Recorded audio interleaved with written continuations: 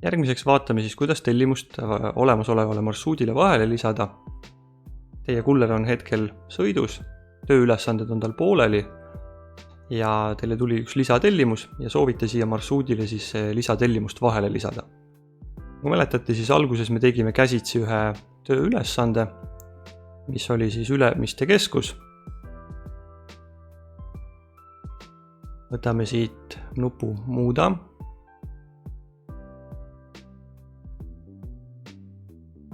Siit saame valida näiteks, kui teil on püsikliendid, saate valida siis püsiklientide hulgast, hetkel meil nimekiri on tühi, või valite üksiku. Lisatakse siia marsruudi alumisse otsa ja siit saate siis vastavalt selle tööülesande tõsta sellise koha peale, kus ta peab olema. Näiteks ütleme, et antud kliendi juurde on kohe kiirelt vaja minna, siis saame ta tõsta näiteks 4.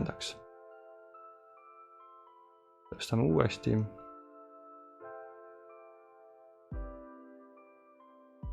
Jah, kuna see ülesanne on hetkel tegemisel, me saame ta tõsta 5.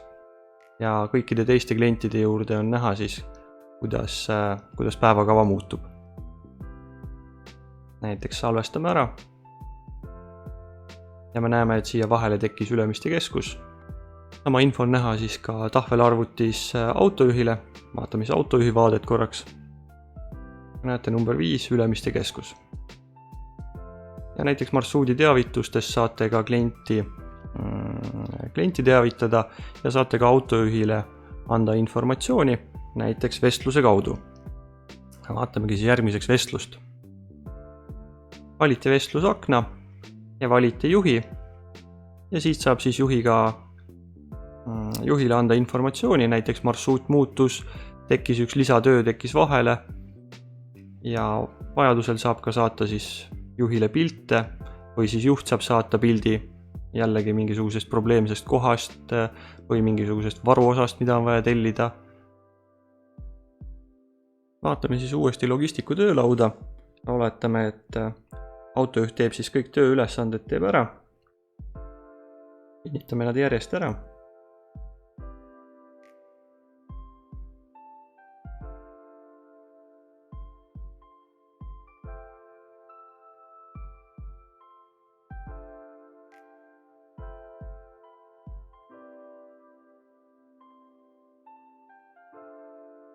Kui kõik tööülesanded on autojuhil tehtud, siis liiguvad nad täidetud menüü alla ning see saate vaadata siis, millisel autojuhil on tööülesanded juba tehtud ja kellel on siis parasjagu aktiivsed marsruudid või kes ei ole veel siis alustanudki oma töödega.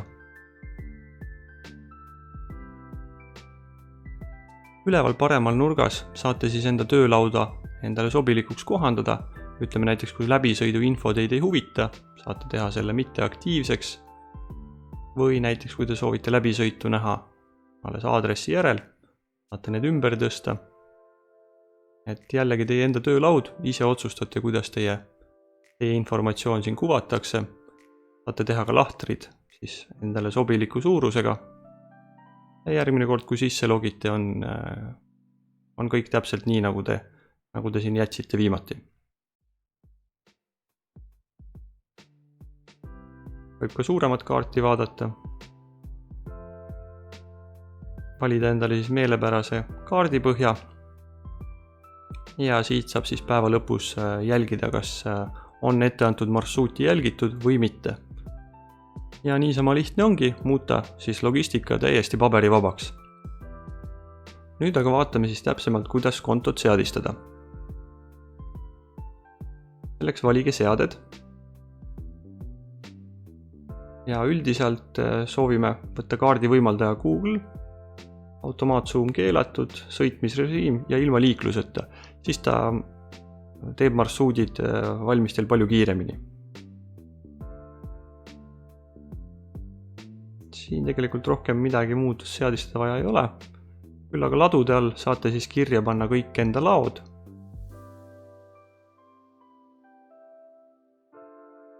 Et kus asuvad teie pealadu, vaheladu, lõppladu. palju on seal mahalaadimise aeg, mis kellast ta avatud on, telefoninumber ja siis millised masinad on antud ladudega seotud. Kui mõni masin antud lao juures ei käi, siis ei ole mõtet teda selle laoga siduda. Planeerimise all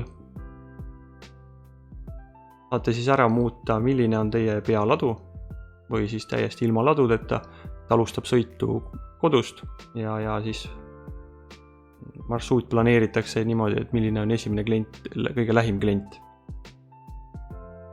Aga kui on vaja laost kaup peale võtta ja lõpetada ka sõit laos või kontoris, siis soovitame ikkagi pealadu võtta, ära määrata ja ka viimane ladu ära määrata.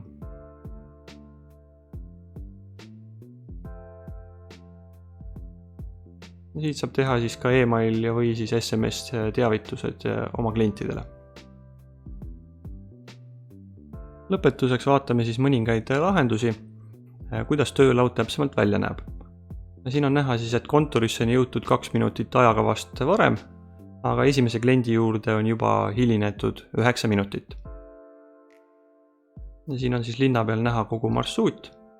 Esimene tööülesanne on tehtud ja teine hakkab siis vilkuma ehk näitab siis, milline on järgmine.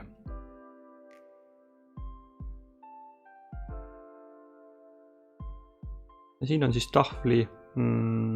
tahvelarvuti vaade, kus tööülesanded on vasakul pool reas ja siin on ka kaardivaade. Ja autojuht näeb siis, kus kohas tema ise asub ja kus kohas asuvad siis tööülesanded. Siin oli hea näide ühest kütuse hulgimüüjast, kes siis võttis kasutusele paberivaba logistika. Siin on küll 2 tonnidest, tegelikult olid need liitrid, et masina mahutavus oli 20 000 liitrit. Ja nagu te näete, siis on peale pandud praegu 32 000 liitrit. Ja siin 4 tellimust on hoiatusmärgiga, mis siis näitavad, et tegelikult need tellimused antud masinale peale ei mahu. Et alguses olid logistikatüdrukud väga usinad seda programmi testima ja siis me saime panna ka piirangud peale, et rohkem kui 20 000 liitrit sinna kütust peale ei mahu. Et näitab ära siis logistikule, et liiga palju tellimusi on ühel masinal. Ja saab võtta ka teise masina appi neid tellimusi täitma.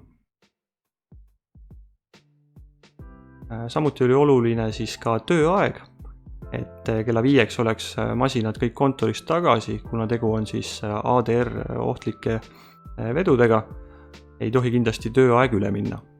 Et esimene piirang oli siis mahupiirang, kui palju mahub tellimusi antud masinale peale ja teine piirang oli siis ajaline, et ka tööaeg ei läheks üle. Sest kui siin nüüd peaks täitma kõik need tellimused, siis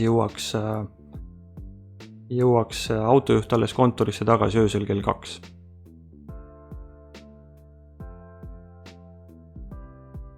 Ja peale logistika kasutusele võtmist eelnevalt oli neil kasutusel 5 masinat, millega veeti siis kütust laiali, aga nagu näete, kui võeti logistika kasutusele, siis kõik on alla 20 000 liitri ja sõidud on optimeeritud, mahutavus on optimeeritud ja tegelikult saavad nad nüüd selle sama ringi ära teha 3 masinaga. Üks masin siis müüdi maha, anti liisingusse tagasi ja teine masin jäi siis reservi, et juhuks kui üks masin peaks katki minema, siis on üks masin varuks olemas. Nii et siin selles ettevõttes tekkis kohe märgatav kokkuhoid selle logistika kasutusele võtuga. Siin oleme jaganud siis 69 tööülesannet ühe masinale. Siin on programm siis võtnud appi või logistika on võtnud appi ka teise masina ja programm on siis teinud 2 optimaalset ringi. Ja kui on aru saada, et ikka on tööd liiga palju 2 masinale, saab võtta appi ka 3. masina ja tehakse siis 3 optimaalset ringi.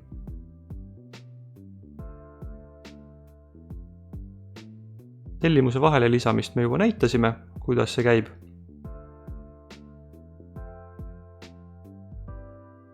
Ja siin on siis see ikoon, millest ma varem rääkisin, kus saate kontrollida, kas autojuht on kinni pidanud marsruudist. Et sinine jäme joon näitab siis seda marsruuti, mis oli ette nähtud programmi poolt, ja sinine peenikene joon näitab siis seda, mismoodi on tegelikult juht sõitnud.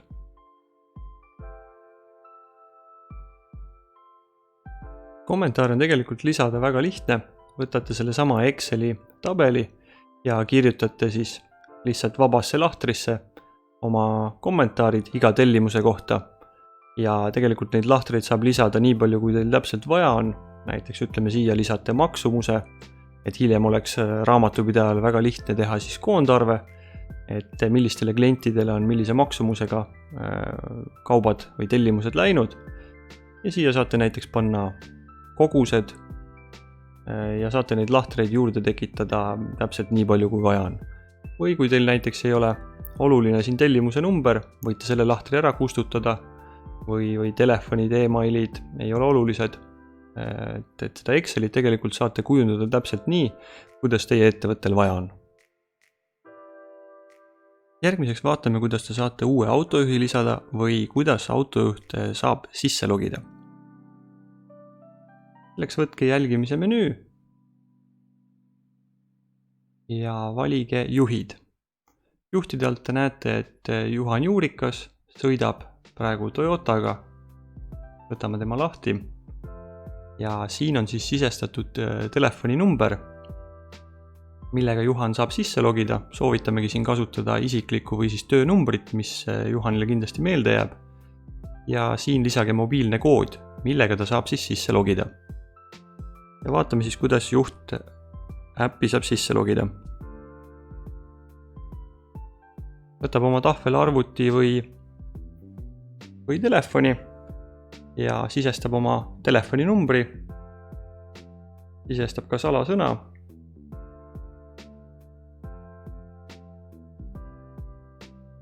Logib sisse.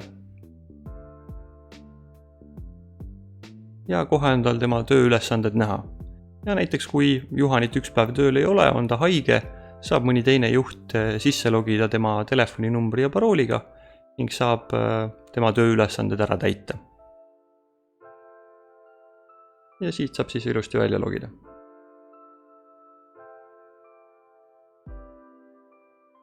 Aruanded annavad iga kliendipõhise ülevaate ja väga lihtne on koondarvet koostada teie raamatupidajal, näiteks iga kliendi kaupa eraldi, siis kuu lõppedes. Ja kui teil on ettevõttes olemas need samad mobiiltelefonid või tahvelarvutid, mis meestele juba jagatakse, siis tegelikult eraldi GPS-seadet masinatele ainult logistika planeerimise jaoks vaja ei ole ja saab kasutada ka seda sama tahvelarvutit. Näitamegi siin siis lahenduse ära. Võtate Logistics Mobile ja valite jälgimisrežiimi. Kui nupp on kollane, see tähendab, et praegu on siis see tahvelarvuti jälgitav. Kui lülitate välja, siis see ei ole jälgitav. Peab lihtsalt alati siis tähelepanu pöörama sellele, et seda ära ei unustaks sisse ja välja lülitada. Et selleks, et me saaksime selle menüü teile tekitada, oleks vaja minna teie seadme seadetesse. Siit valite teave seadme kohta.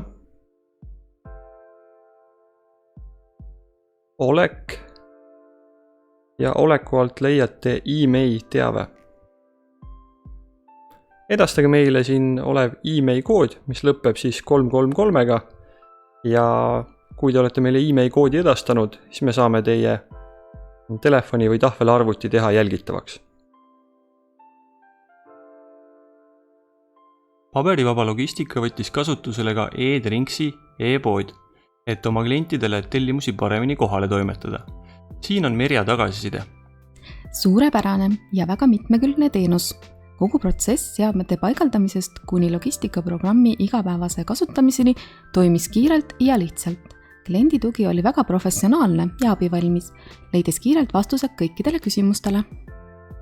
Kasuta sinagi 30-päevalist tasuta prooviperioodi ja näed, kui mugavaks muutub logistika planeerimine. Meeldivat kasutamist!